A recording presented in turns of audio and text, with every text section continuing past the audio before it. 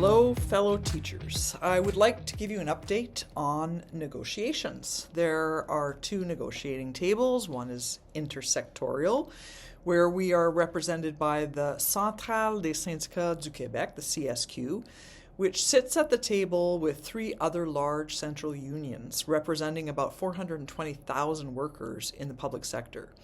Salary, parental rights, pension, and regional disparities are negotiated at this table. The Treasury Board has presented three proposals at this table. The first was presented on December the 15th, the second on February the 22nd, and the third on March 27th. The three proposals are very similar. The government maintains a 9% salary increase over 5 years, which is not sufficient and does not take into consideration the high inflation that we've had in the past 2 years. And just to note that the teachers in British Columbia have received a 10% salary increase over the last 2 years. In the second and third proposals, the government proposes 4,000 full-time equivalent class assistants for the elementary level if the union drops its demands. To ask the union to drop all demands in exchange for class assistance means that there won't be any improvements for class composition or workload, and in addition, high school, vocational training, and adult education teachers would see no changes to their working conditions. What's also interesting is that this demand is at the central table. At the sectorial table, where QPAT negotiates the working conditions of teachers, a second deposit by the school boards was presented last week. The proposal is less vague than the first one that was deposited before Christmas. And here are some examples of the alarming proposals. Updating the teacher's role and implementing means to enhance it and promote professional development. Include in the collective agreement the need for the teacher to adapt instruction to the needs of all students. Introduce an ongoing professional development plan to address the needs of the students and the needs of the establishment. Review and update certain provisions relating to student group formation rules, including a non-categorical approach. Revise the concept of average instructional time in the secondary and vocational education sectors. Remove SPAN from vocational training and expand the regular week to adult education and vocational training. Promote any measure that makes it possible to take advantage of various alternative teaching methods in order to ensure that all students receive the educational services that they are entitled to expect, giving priority to the method that is most appropriate for their success. According to the employer, these proposals will retain and attract teachers.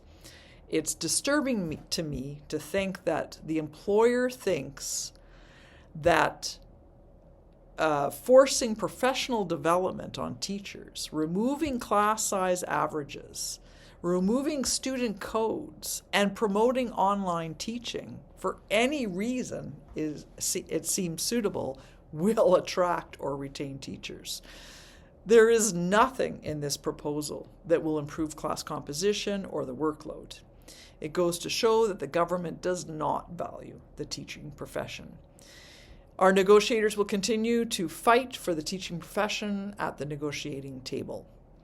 On another note, for teachers in the youth sector, please complete the survey on IEPs. The link to the survey was sent to local unions via a memo from QPAT to share with members, and this survey was developed to gather concrete input from teachers to demonstrate IEP issues experienced at the school level.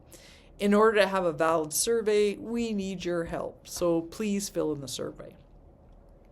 On that note, have a great weekend.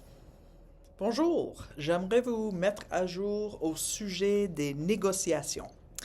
Il y a 2 tables de négociation. D'abord, une table intersectorielle où nous sommes représentés par le CSQ, la Centrale des syndicats du Québec, qui est présente à la table avec 3 autres grandes centrales syndicales représentant 420 000 travailleurs, travailleuses dans le secteur public. Les salaires, les droits parentaux, les pensions et les disparités régionales y sont négociés. Le Conseil du Trésor a présenté 3 propositions à cette table. La première a été présentée le 15 décembre, le deuxième le 22 février et la troisième le 27 mars. Il n'y a rien de nouveau dans ces 3 propositions. Le gouvernement maintient une augmentation salariale de 9 sur 5 ans, ce qui n'est pas suffisant et ne tient pas compte de l'inflation des 2 dernières années. Et juste une petite note que les enseignants de la Colombie-Britannique ont obtenu une augmentation salariale de 10 sur les 2 dernières années.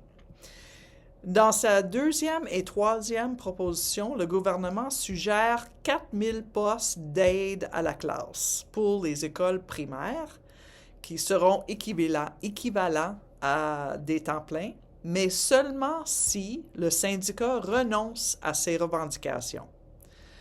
Demander au syndicat d'abandonner toutes ces demandes pour des aides à la classe signifie qu'il n'y aura aucune amélioration dans la composition de la classe ou dans la charge de travail.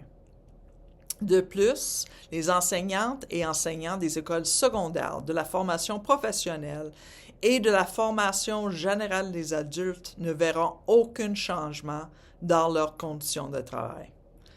Ce qui est également intéressant, c'est que cette demande se trouve à la table centrale. Puis, la deuxième est la table sectorielle, où l'APEC négocie les conditions de travail du personnel enseignant. Un deuxième dépôt des commissions scolaires a été présenté la semaine dernière.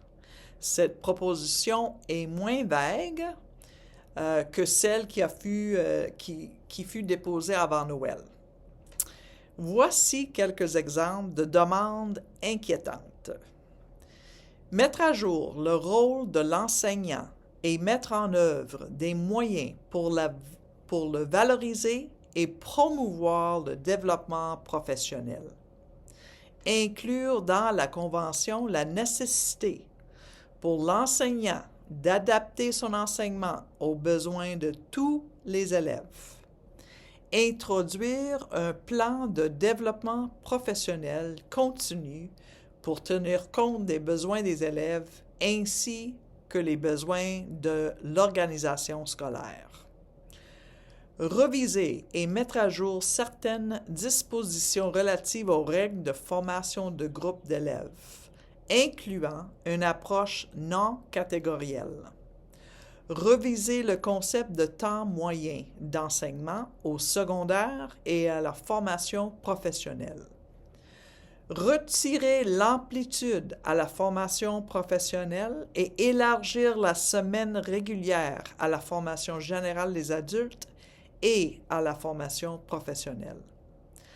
Favoriser toute mesure permettant de mettre à profit les différentes méthodes d'enseignement alternatifs et ce, afin d'assurer à tous les élèves les services d'enseignement auxquels ils ont droit en priorisant le mode le plus approprié à leur réussite. Selon l'employeur, ces propositions misent sur l'attraction et la rétention du personnel enseignant. Je suis troublé par le fait que l'employeur pense qu'il valorise la profession en retirant les codes aux élèves, en supprimant les moyennes de classe, en imposant le développement professionnel aux enseignants et en promouvant l'enseignement en ligne pour toute raison qu'il juge appropriée. Rien dans cette proposition n'améliorera la composition des classes ou la tâche. Cela démontre que le gouvernement n'accorde aucune importance à la profession enseignante. Nos négociateurs continueront à se battre pour pour le personnel enseignant à la table des négociations. Dans un autre ordre d'idées, les enseignants du secteur jeune sont invités à répondre aux sondages sur les plans d'intervention. Le lien vers le sondage a été envoyé aux syndicats locaux par un mémo d'APEC afin qu'ils partagent avec leurs membres. Ce sondage a été élaboré pour recueillir les commentaires concrets des enseignants sur les problèmes de pays rencontrés au niveau de l'école. Pour qu'il soit viable, nous avons besoin de votre aide. Alors, s'il vous plaît, remplir le sondage. Enfin, passez un bon week-end.